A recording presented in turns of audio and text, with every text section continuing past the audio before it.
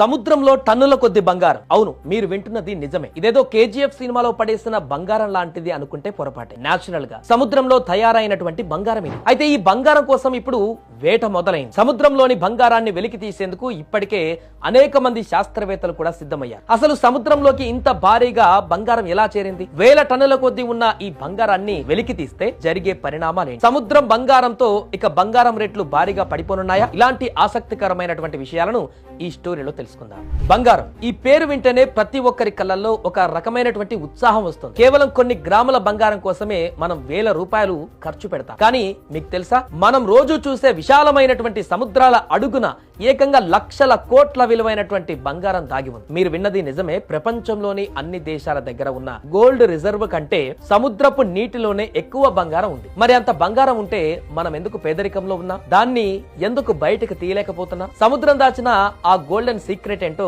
తెలుసుకునే ముందు ఈ వీడియోని లైక్ చేయండి. బంగారం గురించిన సమాచారాన్ని ఎప్పటికప్పుడు తెలుసుకోవాలంటే మా ఛానల్ కూడా సబ్స్క్రైబ్ చేసుకోండి. చలో ఇక అసలు విషయంలోకి వెళ్దాం. శాస్త్రవేత్తల అంచనా ప్రకారం ప్రపంచవ్యాప్తంగా ఉన్న సముద్రపు నీటిలో సుమారు 15,000 నుంచి 20,000 టన్నుల బంగారం కరిగి ఉంది. కొన్ని రీసెర్చ్లు అయితే ఏకంగా 45,000 టన్నుల పసిడి ఉందని కూడా చెప్తున్నాయి. ఒకసారి ఊహించండి, ఒక టన్ అంటే 1000 కిలోలు, అంటే 20,000 టన్నులు అంటే ఎన్ని కోట్ల కిలోలో లెక్కేసుకోండి. ప్రస్తుతం మార్కెట్ రేట్ ప్రకారం చూస్తే దీని విలువ కొన్ని లక్షల కోట్లుంది. ఒకవేళ ఆ బంగారం మొత్తాన్ని తీసి ప్రపంచంలో ప్రతి ఒక్కరికి సమానంగా పంచితే భూమి మీద ఉన్న ప్రతి ఒక్క మనిషి దగ్గర 4 కిలోల బంగారం ఉంటుంది. అందరూ కూడా కోటీశ్వరులే.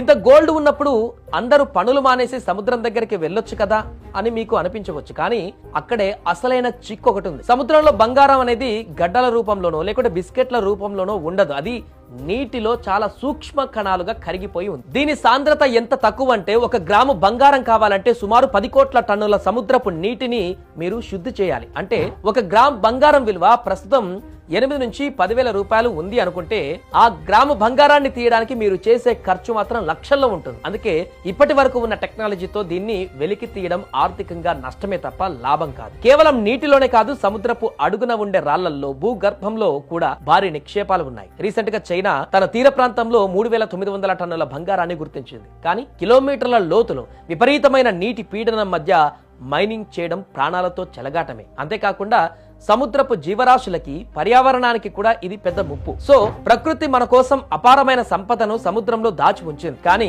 దాన్ని అందుకోవడానికి మన దగ్గర ఇంకా సరైన టెక్నాలజీ లేదు. భవిష్యత్తులో ఏదైనా అద్భుతం జరిగి తక్కువ ఖర్చుతో ఈ బంగారం బయటకు వస్తుందేమో చూడాలి. మరి ఈ ఇన్ఫర్మేషన్ మీకు ఎలా అనిపించింది? సముద్రపు అడుగున ఉన్న ఈ నిధి గురించి మీ అభిప్రాయాన్ని కూడా కామెంట్ చేయండి.